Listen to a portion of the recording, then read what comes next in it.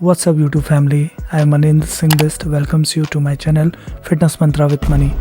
आज का वीडियो जो हम डिस्कस करेंगे अबाउट कॉफ़ी और कॉफ़ी के बारे में हम जानेंगे कॉफ़ी कैसे काम करती है और कॉफ़ी में कौन सा एंटीऑक्सीडेंट होता है जिसे हम कैफ़ीन कहते हैं, इसके बारे में हम जानेंगे। तो चलिए शुरू करते हैं। चलिए जानते हैं कॉफ़ी के बारे में। जो कॉफ़ी है रोस्टेड कॉफ़ी बीन्स से बनती है और जनरली इसका जो है स्टिमुलेटिंग इफ़ेक्ट होता है ह्यूमन बॉडी पे, क्योंकि इसमें कैफ़ीन एक एंटीऑक्सीडेंट होता है वो पाया जाता है। बाकी इसकी जो प्रोडक्शन होता है या प्लांटेशन होता है इसका मेनली इक्वेटोरियल जो है क्लाइमेट में होता है, जैसे इंडिया में केरला एंड कर्नाटका वगैरह या तमिलनाडु जो नीचे साउदर्न एरिया है वहाँ पे। अगर वर्ल्ड पे देखा जाए तो नंबर 1 पे जो प्रोडक्शन पे आता है इंडोनेशिया है एंड सेकंड वन जो है ब्राज़ील है। चलिए अब जानते हैं कैफ़ीन के बारे में। कैफ़ीन जो है एक एंटीऑक्सीडेंट होता है जो प्रेजेंट होता है कॉफ़ी बीन्स में, कोकोआ में होता है, और जो इसका है स्टिमुलेटिंग इफेक्ट होता है हमारी बॉडी में। कैफ़ीन जो है हमारी बॉडी में बहुत जल्दी क्विक एक्ट करता है। ये 20 से 1 आवर लगाता है टाइम में हमारी बॉडी में स्टिमुलेट होने में। एंड इसका यूज़ जो है एज अ बेवरेजेस में यूज़ कर सकते हैं। मॉर्निंग में ब्लैक कॉफ़ी के रूप में ले सकते हैं या डिफरेंट टाइप की जो कॉफ़ीज़ हैं उनमें हम पी सकते हैं इसके थ्रू, या as a pre workout use कर सकते हैं इसको। काफ़ी इसके यूजेस होते हैं। बाकी इसकी जो रिकमेंडेड डोसेज होती है by according to USDA and European food safety authority के अकॉर्डिंग 400 mg की जो है कैफ़ीन इंटेक सेफ मानी जाती है, और जो कि जनरली होते हैं 2 से 4 कप। और ये 400 mg उनके लिए है जो पहले यूज़ कर चुके हैं। जो बिगिनर हैं वो अगर जनरली इतना लेंगे तो ये काफ़ी हैवी डोजेज हो जाती हैं इसकी। बाकी कॉफ़ी के जो दो टाइप्स होते हैं, अरेबिका एंड रोबस्टा। इसमें से जो अरेबिका है वो काफ़ी क्लाइमेट सेंसिटिव होती है, तो उतनी इकोनॉमिक नहीं हो पाती as compared to robusta. Robusta जो है मतलब नॉर्मल जो क्लाइमेटिक कंडीशंस होते हैं उसमें भी अच्छा रिजल्ट देती है, तो अच्छी कमर्शियली अच्छे यील्ड करती है एंड एक प्रॉफिटेबल मार्केट इसका रोबस्टा का रहता है। बाकी हम देखेंगे व्हेन एंड हाउ, इसकी डोजेस कब और कैसे लेनी चाहिए। मॉर्निंग में ले सकते हैं आप जब सुबह उठते हैं ब्लैक कॉफ़ी के रूप में। आप अगर नींद में है तो कैफ़ीन की जो डोजेस एकदम से आपको वो करेगी, एनर्जाइज करेगी। और उसके बाद जब आप वर्कआउट करने जा रहे हैं उससे पहले भी इसको ब्लैक कॉफ़ी के रूप में ले सकते हैं, इवनिंग में ले सकते हैं, ऑफिस टाइम वगैरह में, बट डोजेस का ध्यान लेते हुए इन चीज़ों को लेना है। बाकी कॉफ़ी के बेनिफिट्स के बारे में हम जानेंगे। इसका जो इंटेक लेना चाहिए लो टू मॉडरेट रखना चाहिए। अगर आप शुरू कर रहे हैं 50 से 500 mg से शुरुआत करनी चाहिए। और इसके जो बेस्ट बेनिफिट है कि इससे फोकस बढ़ता है, अलर्टनेस बढ़ता है, और एंग्जाइटी जो है वो कम होती है, स्ट्रेस लेवल कम होता है अगर आप ले रहे हैं इसको रेगुलरली। एंड इससे जो है ब्लड प्रेशर या जो कार्डियोवास्कुलर हेल्थ होती है उस पर अच्छा इम्पैक्ट होता है, मतलब उसमें कोई नुकसान नहीं होगा आपको। और अदर बीमारी जैसे गाउट हो गया, कैंसर हो गया। कैंसर तो बहुत ज़्यादा नोन बीमारी होती है जिसमें हमारे जो सेल्स होते हैं एकदम से सडन ग्रोथ उनका होने लग जाता है, तो वो जो रिस्क है उनका वो कम करता है क्योंकि इसमें एंटीऑक्सीडेंट होता है। और कैफ़ीन की प्रेजेंस से काफ़ी अच्छे बेनिफिट्स भी होते हैं हमारे बॉडी में, वो कॉफ़ी के पीने से हम देख सकते हैं। बाकी जो कैफ़ीन का एक बेनिफिट ये भी है कि हमारा मेटाबॉलिज्म को बूस्ट करता है और इसको एज अ फैट बर्नर हम यूज़ कर सकते हैं। एंड काफ़ी सप्लीमेंट्स होते हैं जिसमें कैफ़ीन पाया जाता है, जैसे एक तो इसके जो पर्टिकुलर इसके सप्लीमेंट्स आते हैं कैफ़ीन के वो हो गया। एंड जो जितने प्री वर्कआउट्स वगैरह होते हैं उसमें कैफ़ीन की क्वांटिटी होती है, क्योंकि एक बेटर फोकस एक्सरसाइज के टाइम पे देने के लिए ये इसका बहुत अच्छा बेनिफिट माना जाता है कैफ़ीन का। क्योंकि जितने भी प्री वर्कआउट्स बिकते हैं उसमें कैफ़ीन होता है या कुछ और जो होते हैं थोड़े हल्के फुल्के केमिकल्स उनके द्वारा ही वो बनाए जाते हैं। तो कैफ़ीन का एक मेन रोल होता है प्री वर्कआउट में in order to give a proper focus during workout. By drinking 3 to 5 cups of coffee daily जो हमारे ब्रेन डिजीज़ हैं उनको भी 28 से 60% की प्रॉब्लम्स कम हो सकती है, जैसे पार्किंसन एंड अल्जाइमर्स जो डिजीज़ हैं उनकी ये एक स्टडी के थ्रू पता चला है। चलिए, अगर हर चीज़ के अगर बेनिफिट्स होते हैं तो उस चीज़ के साइड इफ़ेक्ट्स भी होते हैं। तो सबसे पहले तो इसकी ये है कि अगर आपको ब्लड प्रेशर का प्रॉब्लम है या अगर ब्लड प्रेशर, कोलेस्ट्रॉल वगैरह का आपको प्रॉब्लम है, तो हो सकता है कि आप अगर जब कॉफ़ी पीना शुरू करें या कैफ़ीन की इंटेक बढ़ाना शुरू करें या जो सप्लीमेंट आप ले रहे हैं फैट बर्नर वगैरह उनसे क्या होगा कि आपकी हार्ट बीट बढ़ेगी एंड ब्लड प्रेशर रेज़ होगा। उससे क्या होगा कि एंग्जाइटी वगैरह होगी, आपको स्ट्रेस वगैरह आना शुरू होगा एंड रेस्टलेसनेस होगी, इंसोम्निया हो सकता है। अगर आप रात में प्रॉपर नींद नहीं आएगी आपको, तो आपका मतलब पूरा मेटाबॉलिज्म है या जो बॉडी के सिरकैडिक रिदम है वो टूट जाएगा।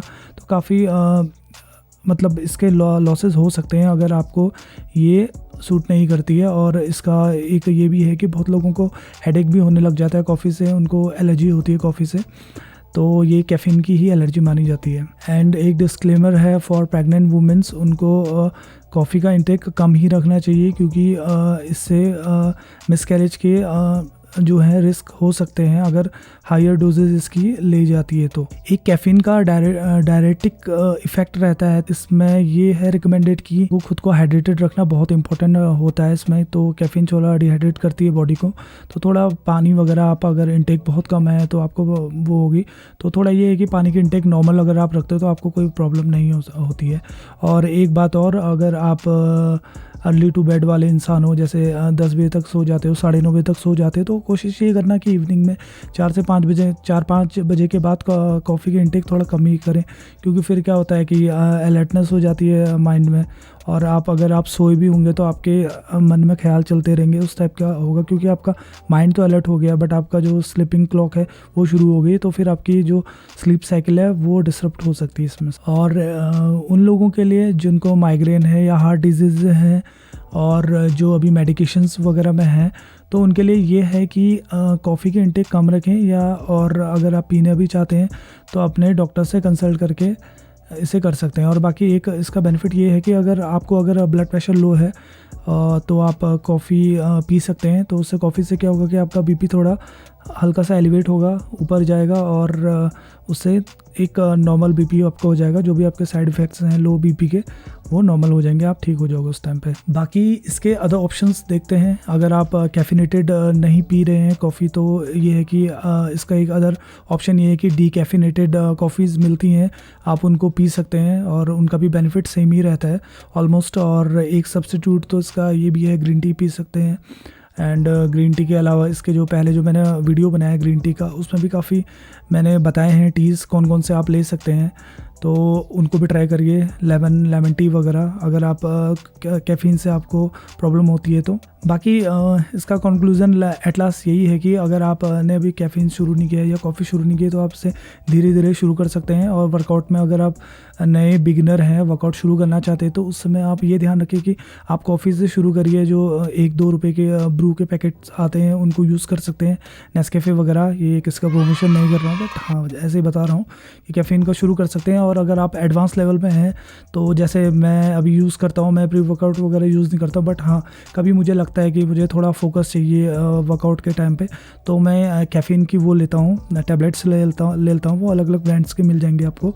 तो उसमें अराउंड 250 से 300 mg के अराउंड होता है, तो उनको आप ले सकते हैं। बट ये है कि अगर आप उतना ले रहे हैं तो इवनिंग में आप वर्कआउट करने जा रहे हैं 5, 6, 7, 8 बजे, तो तब उतनी हैवी डोजेस में मत लेना।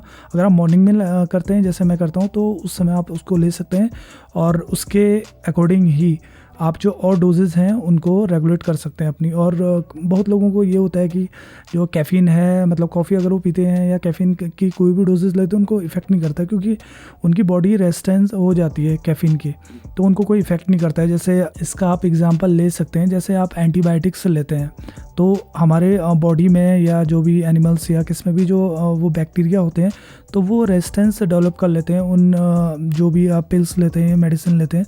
तो अगर आप जितनी उनकी डोजेज़ बढ़ाते रह जाएंगे तो उनके जो बैक्टीरिया है उनका जो रेजिस्टेंस है वो भी बढ़ता रहता है। तो इसलिए ऐसे कहते हैं कि एंटीबायोटिक का यूज़ नहीं करना चाहिए, या कोई भी है चीज़ की अति नहीं करनी चाहिए। अगर उसकी वो करते हैं तो बॉडी हो या कुछ भी है वो रेजिस्टेंस डेवलप करने लग जाता है और उसका इफ़ेक्ट नहीं होता है। अगर आपको ऐसा ही होता है क्या कॉफ़ी कुछ फ़र्क नहीं पड़ रही है तो इसका ये सोल्यूशन है कि आप कुछ टाइम के लिए उसको छोड़ दें और फिर हो सकता है कुछ टाइम बाद आप उसको जब शुरू करेंगे तो आपको अच्छे रिज़ल्ट दोबारा से उसको मिलेंगे।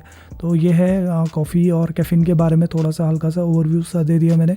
काफ़ी इन डिटेल बहुत है बाकी, और कॉफ़ी के टाइप्स वगैरह तो काफ़ी हैं। आप जब जाओगे सीसीडी वगैरह में जाते हो तो वहाँ अलग अलग टाइप के कॉफ़ीज़ मिलती हैं, तो उनका मैं डिस्कशन नहीं कर रहा हूँ। मैं नॉर्मल है मिडिल क्लास लोग हैं हम लोग, जो हम घर पे बना के पी सकते हैं और क्या क्या जो इसका मेन है साइंस इसके पीछे की, वो ही हमने डिस्कस करी है और ज़्यादा इधर उधर हमने नहीं गए हैं। आई होप ये वीडियो आपके लिए हेल्पफुल हुआ होगा और कॉफ़ी और कैफ़ीन के बारे में आपकी नॉलेज थोड़ा इन्हेंस हुई होगी। तो ये जो भी है अवेयरनेस अपनी फैमिली को, अपने फ्रेंड्स सबको इस दें ये इन्फॉर्मेशन और उनकी नॉलेज भी बढ़ाएं। और अभी आगे भी डाइट एंड न्यूट्रिशन वगैरह से रिलेटेड बहुत सारे टॉपिक्स हैं वो कवर अप करेंगे। और इस बीच काफ़ी ब्रेक हो गया मेरा, लंबा समय ले लिया मैंने, क्योंकि मुझे थोड़ा कोई प्रॉब्लम हो गई थी, एक्सीडेंट हो गया था मेरा, तो उससे रिकवर करने में काफ़ी टाइम लग गया था। तो अब वीडियोस वगैरह कंटिन्यू रहेंगे और अच्छा कंटेंट आपको आगे मिलता रहेगा। तो इसलिए लाइक करें, सब्सक्राइब करिए, शेयर करिए अपने दोस्तों से। अगर आप नए हैं मेरे चैनल में तो इसे सब्सक्राइब करना ना भूलें। चलो मिलते हैं नेक्स्ट वीडियो में।